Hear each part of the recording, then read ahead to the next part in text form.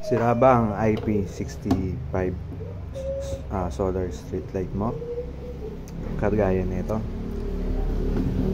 Yan, may ilaw, may indicator na full charge pero medyo nasa dilim pa siya. Ito yung pinaka-panel niya. Yan. So dapat 'di ba pagka nawala si haring araw is dapat mag-o-open siya. Kaso ang eto kahit nakatanggal na yung solar niya, hindi pa rin siya gumagana.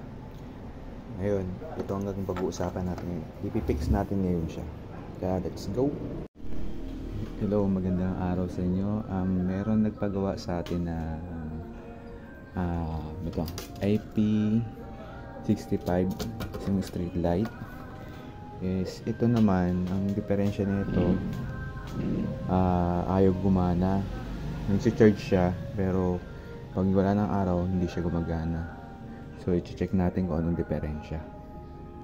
So, chinek natin ito na yung pinaka-battery niya. Ang laki. So, chinek natin to battery. Bagbukas na pagbukas ko pa lang dito sa plastics is nangamoy na siya. Nangamoy na yung battery. Indicate na pumutok to. So, papalitan natin to. Pati siguro itong BMS niya palitan natin. So, yan. Check na natin kung may power siya or wala. Pero kung maamoy nyo na siya is iba amoy niya, amoy battery. Ayan. So meron naman siyang 3 point hirap ng isang kamay lang guys. So ang reading ng natin ng tester is good pa naman siya. Ayan, tingnan natin na tester natin siya. Hirap na isang kamay. So yun, meron siyang 3.3. So normal yan papunta dito. Siguro ang may diferensya dito is bakit itong BMS nya. Ito yung mga kalimitan na nasisira sa mga street light, fog light. Minsan ang unang-unang bumibigay itong talagang BMS. Siguro to itong BMS niya is yun nga, sira to. Ngayon papalitan na natin na mas bago to. Palitan natin ng mas mataas na amperahe siya. At saka yung protection niya is ma-protect niya itong battery. Pero may amoy yung battery. Siguro ba pagpinin ko is parang na-overcharge din to dahil kasi baka hindi kinaya ng BMS. So papalitan natin ng BMS yan. Tingnan natin kung gagana siya. So tanggalin muna natin itong mga wire nya. I-try muna natin i-connect dito. Pag umilaw siya, it's a good sign na pwede pa to si battery. Maganda pa siya na pwede pa natin siyang gamitin. Pero sayang kasi wala pa siyang floated eh. Kumbaga bumbo siya. Kaya nga lang may amoy siya konti. Pero sa reading ng tester is good pa siya. Wala kasi ako reader ng battery kung ano siya. Kumbaga maasa lang ako dito sa aking tester. So ito kung makikita natin is buo pa naman yung pinaka battery niya. Ayan. Nasa ating camera. So tingnan natin yung tanggalin ko muna tong wire at direct ko muna to. Try natin kung gagana yung pinakailaw niya. Sana gumana para hindi na bumili ng bagong battery si bossing. So ayan. So guys, bali nahanap ko yung pyesa na buti may reserba ako dito na 4 na peraso. So ito lang ang sakit niya. Ito yung pinakaluma niya. Alam ko nasa 12 to eh. Or mga 5 lang ata kasi ito yung 12 na amperes na controller. Kumbaga BMS, pinaka BMS ng battery. So ito tatanggalin natin to, palitan natin ito. So, bali 4 pieces yan. Ito yung pinaka single nya, ganyan lang. So palitan natin ito, positive negative. Ayan, inangin ko lang, hindi ko kasi mapakita ko paano hinangin sisa lang kamay ko. So try natin.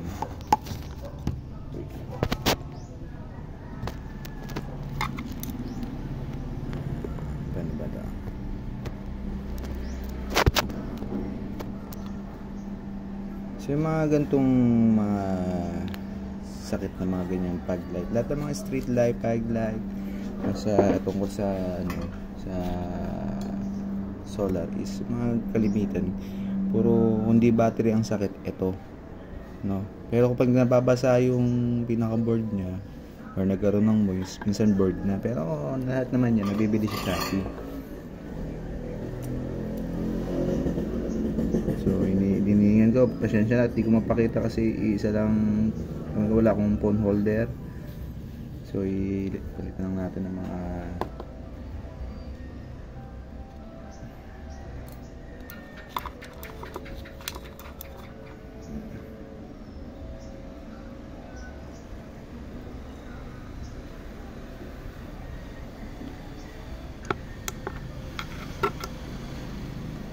nakabit ko na to, gagana na yung street light na yan.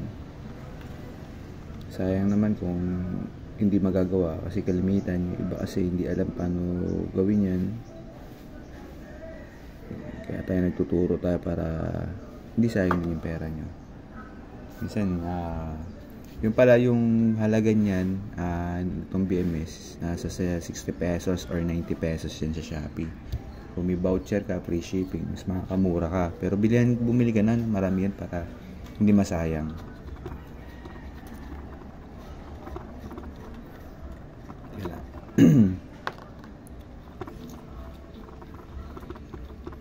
Pero itong battery niya is talagang goods na goods kasi wala siyang lobo eh. Hindi siya lumobo, kaya sayang. So ito yung luma, ayan, kaya sa video, ito yung luma, ayan. Yan yung code nya. So palitan na natin ito. Ito kasi talaga sakit ng minsan ng mga talaga ng mga ganyang ilaw.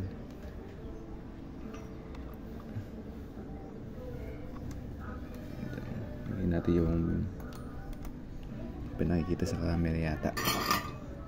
Oops. I-release natin konti.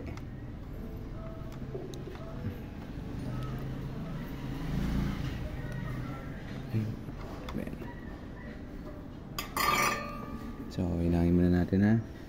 Wala akong holder eh. Holder ng board, holder din ng cellphone. Kaya, kasi nag-start pa lang ako mag-YouTube. Sana may matutunan dito sa mga pinapakita ko sa inyo. Saan ba yun? Wala siya ito. Indicative.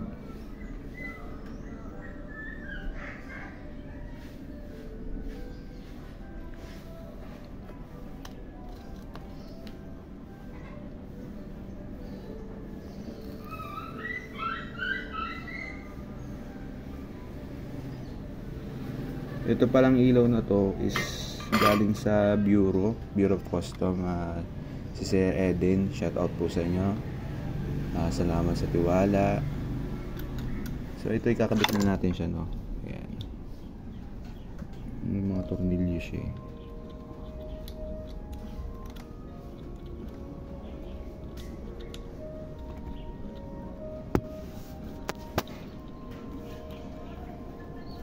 Tayo pumasok.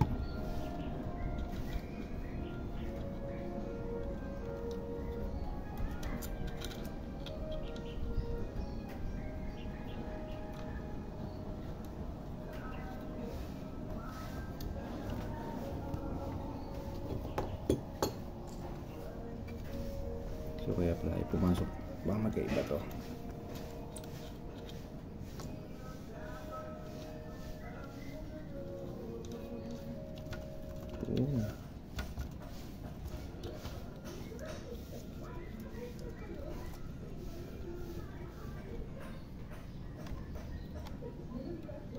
So ito na yung pinalit natin na BMS, no? Mas maganda tong BMS na to kasi dun sa dati. Kaya lang ha.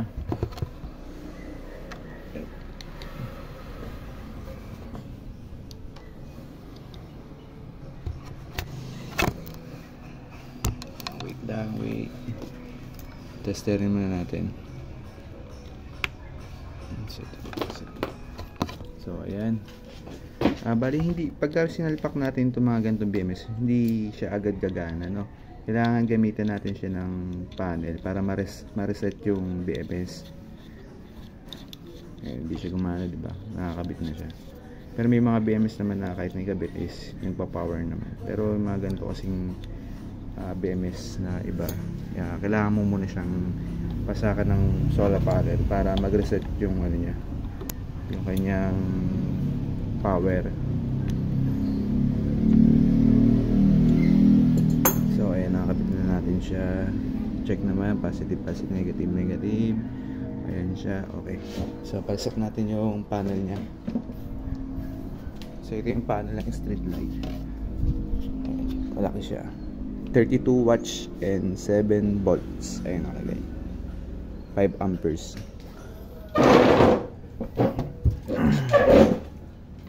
Ayan, grabe, dapat gagana siya, no?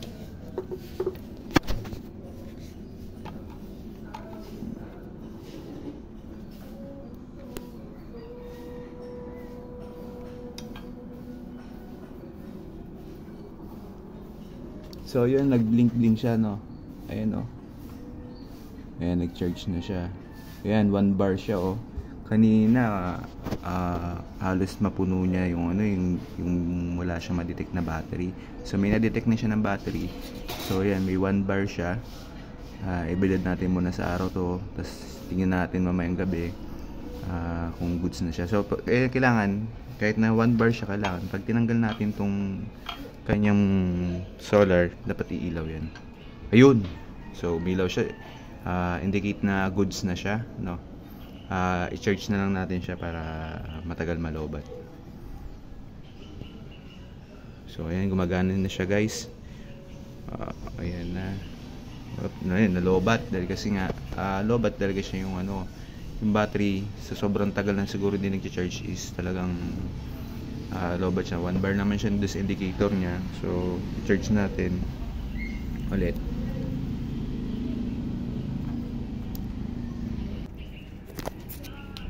Ayan, 1 bar. So charge muna natin siya bago natin takpan. So ito na, nabali gumagana na siya, no.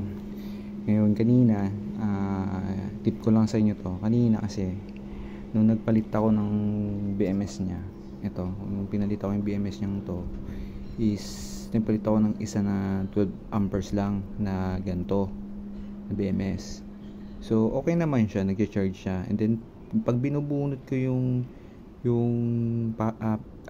panel niya, is hindi siya umiilaw, kikislap tas mamamatay. Yun yung unang gawa ko. So hinanap ko yung sira, akala ko board na yung may sira. So tignan ko siya, tapos napansin ko kasi dito sa battery niya, alam ko nasa 25 to 50 amperes yung mga gantong plasmatic LiPo 4 battery. So yung pinalit ko kasi sa kanya is pang 32650 na battery na 6 amperes lang. So na pwede dito kasi itong ano ko is 12 bawat isa. Ngayon, so kinabit ko kanina isa lang, and then ayaw niya gumana. So yung pala is kinakat pala ni BMS dahil over output siya, pinuputol niya ngayon yung kuryente. So hindi siya kaya kanina. So ang ginawa ko, dinoble ko siya. Nung dinoble ko siya, okay na. Tulad nito, tatanggalin ko. Ayan, binunot ko yan. So ayan, umilaw siya. Pero kanina hindi siya umiilaw, hindi siya nagdedre-diretso. Iilaw siya saglit tapos mamamatay. Yung pala, nahihirapan si BMS magbigay ng kuryente kasi sobrang lakas nung battery. Nasa 25 or 50, 30, di ko alam kung ilang amperes to kasi wala akong pangsukat niyan. So ang ginawa ko, dinoble ko siya. Ayun ito yung sinaksa ko, namatay siya. Ngayon, dinoble ko siya. Ang pagkaka-assemble ko dito is ginawa ko siyang parallel. Ayan parallel siya. So pasensya na maduming ko sa sa rugby. Ayan, ginawa ko siyang parallel battery, negative, tapos doon din positive. Tapos itong sa solar niya papuntang panel ginawa ko rin positive to positive, tapos ito negative negative. So yung ginawa ko yan, pumwede siya, umokay na siya. Halos kasi nung tinetester ko kasi kanina tong battery, full charge naman siya, 13.5. So yung 13.5, nagtataka ko bakit ayaw magbukas ng ito pinaka board niya. So yung problema pala is nahihirapan, kinakat ni BMS yung over voltage niya. So hindi kaya na ito. Kaya ang ginawa ko, total may extra pa akong ganto nabili, dinoble ko siya. So yan yung tip ko sa inyo, no. Baka mamaya magpalit kayo, isa lang, hindi talaga kaya. Tas ganito yung battery, malaki yung battery na ito eh. So yan naging ano siya, naging stable siya, malinaw siya, maliwanag. So yun nga, nag over voltage siya kaya hindi siya kaya. Pero nag-search ako sa Shopee, binabibili din siya na 25 to 50 amperes kasi ito 12 lang to, 12.5. Kaya pinagsama ko yan, naging 50, kaya pumwede siya, kaya pumasok siya dun sa requirements nitong ilaw na to kasi malakas to, maliwanag. Kaya yan, so mamaya tignan natin mamayang gabi kung gaano siya kalinaw. Bali eto, tapos na to. Yun lang, sana may natutunan kayo sa akin. Ito yung pinaka-importante kasi dyan eh. Pero yung battery is goods pa yan, wala ang problema. So ayan guys, bali nawala na si Haring Araw. Ayan na, umandar na siya, yung kaninang hindi umaandar. Ayan na si IP65. Ayan pa, ito pa isa, bali dalawa yung pinagawa sa atin customer. Ayan, so ito yung isa, mas maliwanag. Ayan yung reflection niya. So medyo madilim-dilim na sa amin, kaya nagbukas ng ilaw. So yun lang masasabi ko. Kung ano, madali namang gawin to kasi sa mga fog light. So yan, bali napalitan, ang diferensya lang nito ay is BMS lang. Okay naman yung battery niya. Basta mag-start tayo sa paisa-isa. Una, mag-test tayo sa panel kung may output yung panel. Second, yung battery. Pag may battery, third na natin yung BMS. Yun yung mga sakit talaga ng mga gantong mga ilaw, mga BMS, kundi BMS battery, or minsan nauunang bumigay yung battery bago yung BMS. Pero bumibigay lang ang battery pag sobrang tagal na talaga siya na umabot na siguro ng mga 5 years o 10 years, talagang bumibigay na talaga mga battery na mga ganito. Pero ito kasi, sabi ni customer sa atin is bago pa lang daw to, nabili niya yung dalawa na yan. Okay naman doon nung una, tapos biglang hindi na gumana. Hindi ko alam kung kailan, hindi ko ilang buwan na sa kanya yan. Pero yun nga, ang cause ng hindi niya paggana is yung BMS lang talaga. Kasi yung BMS na yun, tingin ko kaya bumigay yun kasi over voltage siya doon para doon sa ilaw. So kaya na ginawa natin, dinoble natin siya. So yan, hindi na masisira yung BMS na yan kasi dalawa nilalagay kong BMS dyan, magkatuwang sa kuryente, kuryente at saka sa supply para dun sa bumbilya. So ganoon naman din yung isa na yon. Yung isa naman yon, ang sakit lang yon is talagang BMS lang kasi maliit lang yung battery niya, hindi katulad nitong isang plasmatic lipo battery. Yung parang yata yung bilog na malaki yun, na hindi ko alam kung nakalimutan ko anong tawag doon. Pero okay naman, supposed to be. Yan na, gumagana siya. I-kontakin ko na si customer about yan na okay na siya. Wala nang problema to kasi nagtuloy-tuloy na yung ilaw niya. So yun lang po, sana po may matutunan kayo sa akin, at saka pa-follow na lang po at saka pa-subscribe po. Thank you.